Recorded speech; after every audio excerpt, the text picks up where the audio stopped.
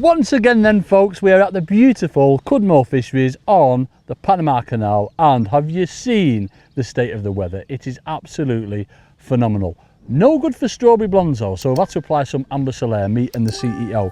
But what's today's session all about for the Basics channel? Well, we are covering deep water margins. Now, traditionally sort of margin fishing, you know, for later on in the session, getting into like right shallow water, fishing little dumpy, heavy floats with a little babby bulk, standout hook bait, putting ground bait in.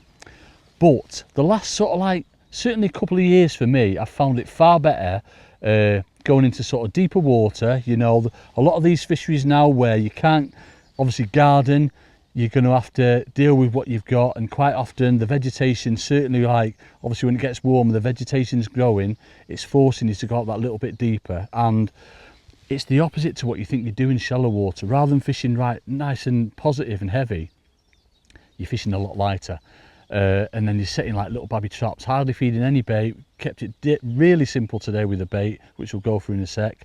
But it's so effective, folks. Honestly, I can't tell you how well it works. So let me talk you through the rig first. So first things first, obviously consider what you're going for. Now in here there's lots and lots of big F1s and carp, you know, carp up to well into double figures, to be fair now, to be fair. But the F1s, I'm going to say they're averaging like 2.5–3 pound. They are pretty big. So first thing I consider is that, and that's why I've gone for the 13s Dura Hybrid Elastic.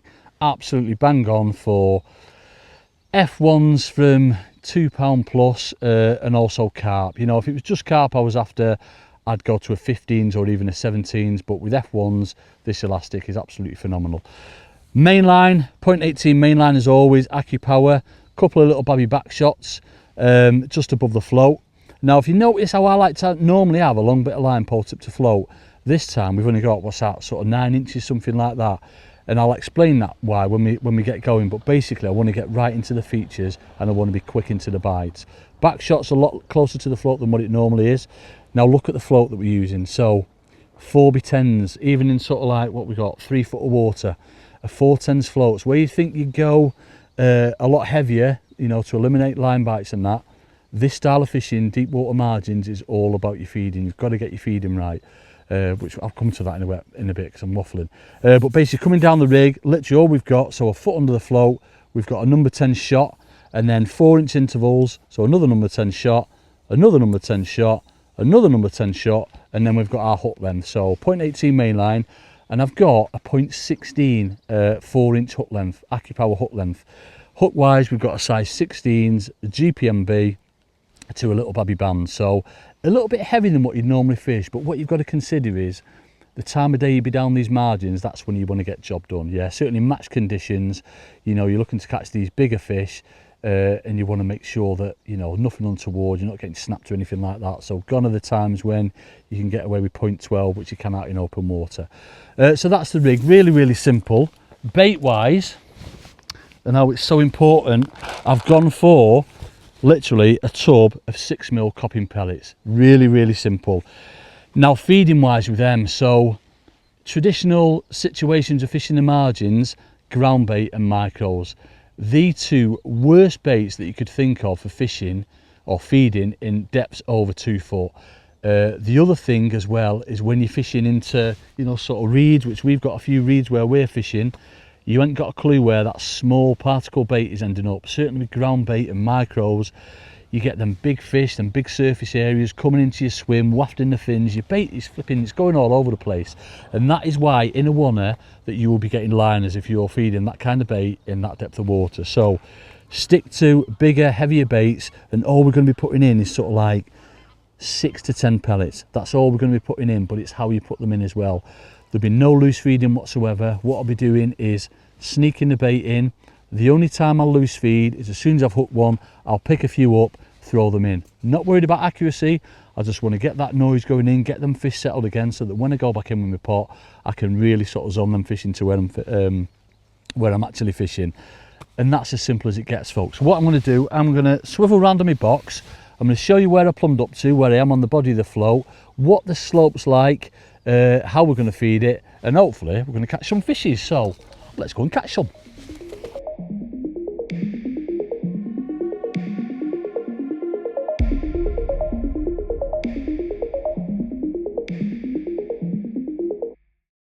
Right, let's get plumbed up then. First things first, make sure you're using quite a heavy plummet. You know, obviously if you're plumbing up on a slope or anything like that, you want to make sure your plummet is plugging into the ledge kind of thing. You don't want it too light where they'll tip over and you don't get really accurate reading. So we've got 30 gram plummet on there.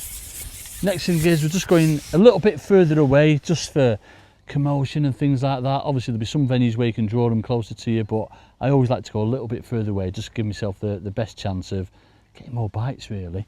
Got a little bit of a section behind me, should be up something a little bit wobbly because there's some large carps in. First thing I'm going to do is pick markers out. So joint of my pole is going to be level with my leg on my box, and then the next thing is I've got the aerator in the distance. I'm just going to show you where I plumbed up to there. That's my mark, that's where I want to be fishing. Now just to give you some idea, if I come, can you get in right into the bank in there, Rich?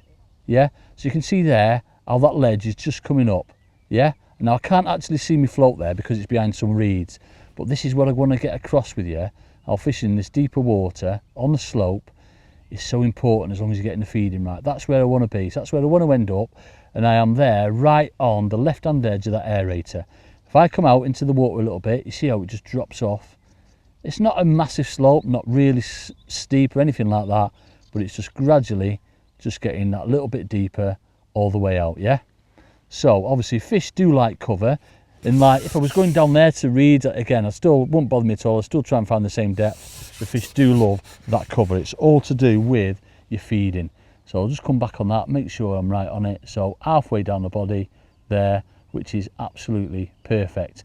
Now the reason I'll use a heavy plummet, you're still on that, Rich, is when I let all resistance go, that float stays there. That's telling me that, you know, that banking or the slope, if you like, is good to fish on. If I let all resistance go and it's sloped off, then obviously it's telling you that that slope is too severe, so we don't want to be fishing on that. That is absolutely perfect, and it is exactly 3 foot.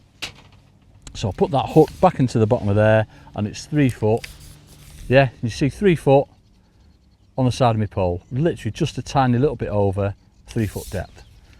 Right, let's get a 6mm pellet on. The next thing we need to do though after that is put on a little babby pot, just a little tiny babby toss pot that we can introduce our feed. Remember, I'm not loose feeding, only when I've hooked a fish, not loose feeding at all over the top of the feed. So a little tiny babby toss pot, get that lined up with my side puller, and that's all we're going to be putting in. What's that? Seven pellets. I can't feed 7 pellets, so there's 7 going in there and 1 more. Now with 6mm, you don't really have to soak them because they're quite an heavy pellet, but I just like to doubly make sure that they are treated, so I'll put a little bit of water on them so they do completely sink. Right, this is the important bit now then, folks. So, and I can't stress this enough, it's so important. First thing we need to do is get into our marker, but just stretch out a little tiny bit more on your pole. Lay that rig out, and then come back to your marker that side, which is the edge of that aerator, and we need to sneak them pellets in there. Yes, that bait's gone in, come back to your marker, and I'm just going to draw that float over so you can see the angle on that float, how it's falling through, nice and natural, until it settles. It'll come and settle in a minute. You'll see that float start to straighten up.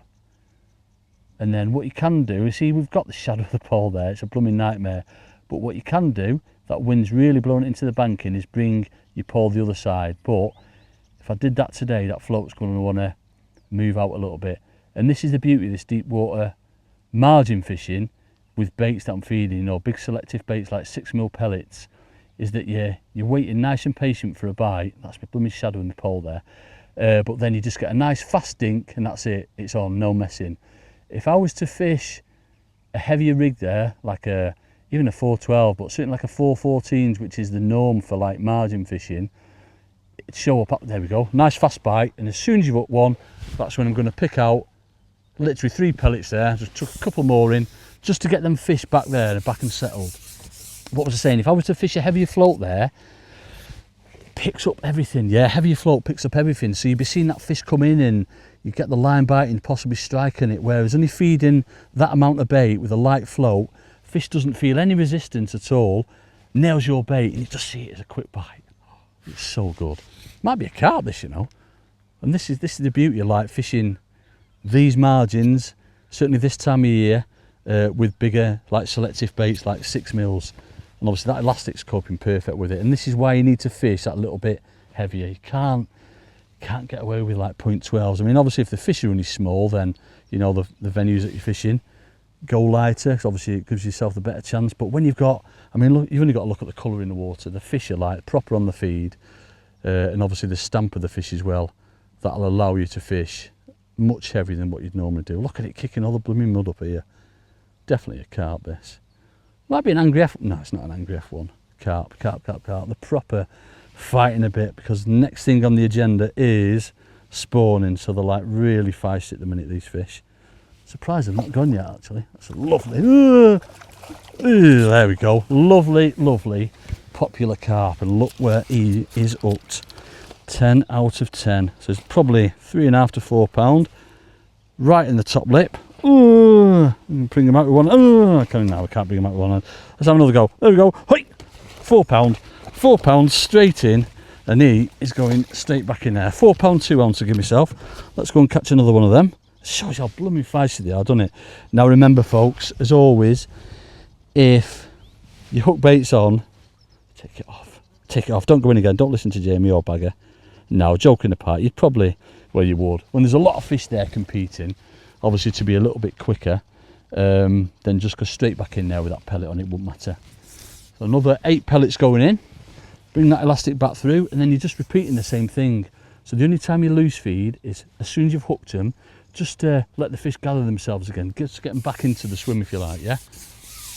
So again, same procedure, flick that rig out, get onto your marker, and I've gone a couple of inches past my marker, come back to your other marker, which is in the distance, that aerator, sneak that bait in, come back to your marker, and then drag that float in, and then just wait. So you can see the angle of my float, see there's a fish there off the bottom. So that's that fast bite then, that's probably an F1 taking that bait on the drop, which again is the reason to use a lighter float, because it does give you the chance of catching them fish through the water like that.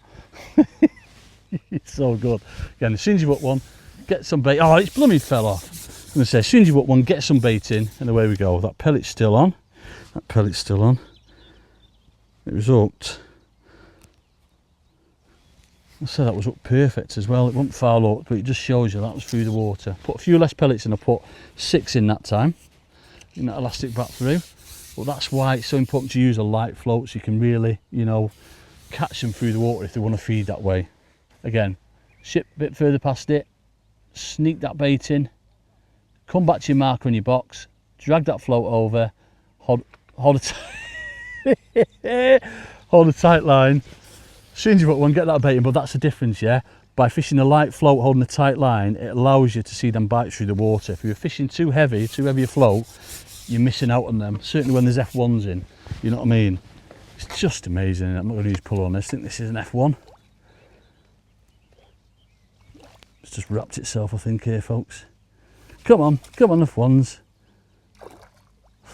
Yeah, there we go. But that is pretty much all there is to it. Beautiful F1s. Look at the state of them. Absolutely stunning F1s. Right in the top lip.